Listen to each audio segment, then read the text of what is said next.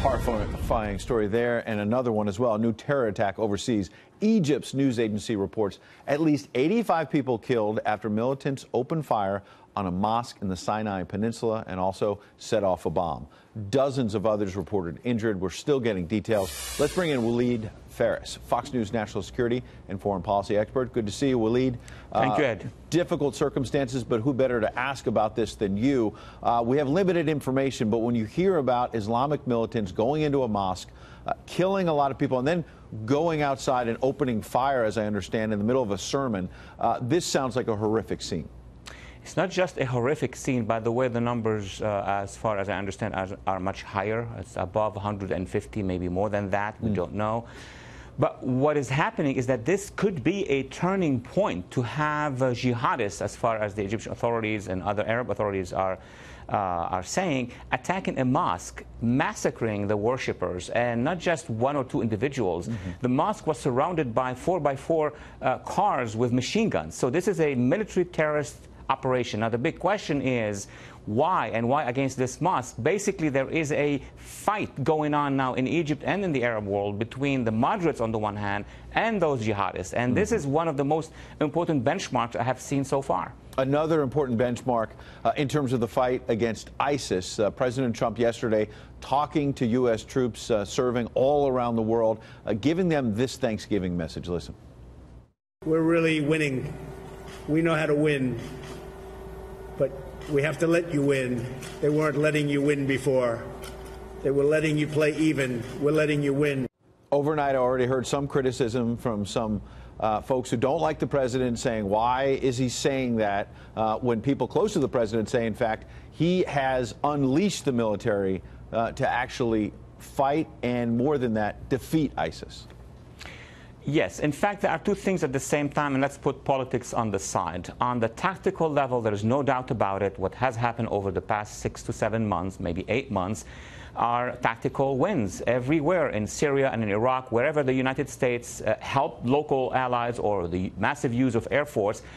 ISIS has collapsed. That's a fact, and also in other parts of the world, including in Somalia. The big question is about what happened after ISIS is defeated. The problem that some critics are raising is that ISIS is replaced now by pro-Iranian militias in Iraq, pro-Assad militias and pro-Hezbollah militias. So it is a win on a tactical level.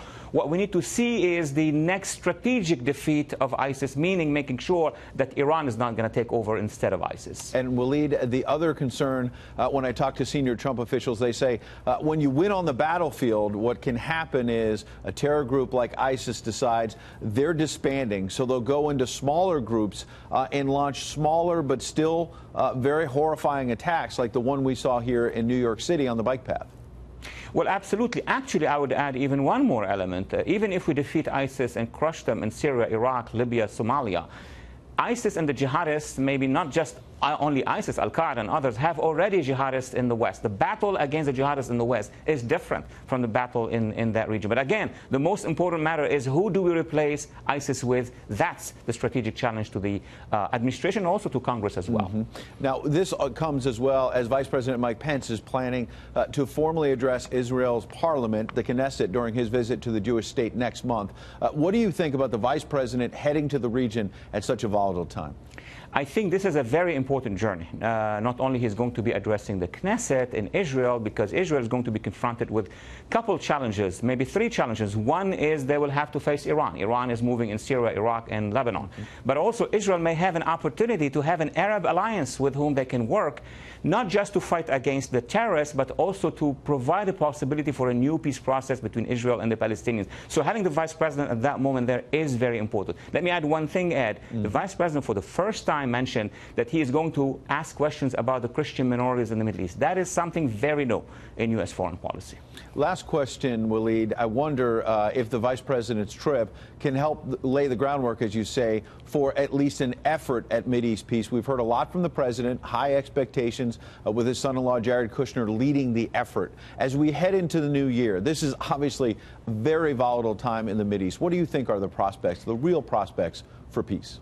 That's a very good way to put it. Real prospects for peace, not just envoys and conferences and talks. We had that for the last 30 years. But what is happening right now is something very new, and I see some significant symbols, which is Arabs are readier than before, and the Arabs who have not signed a peace treaty with Israel, not talking about Egypt or Jordan or even the Palestinian Authority. I'm talking about Saudi Arabia, the Emirates, and talking about the other countries in the region who have an interest in closing that file with Israel so they could be all together in the Middle East with the United States against the real threat, which is the jihadists and Iran.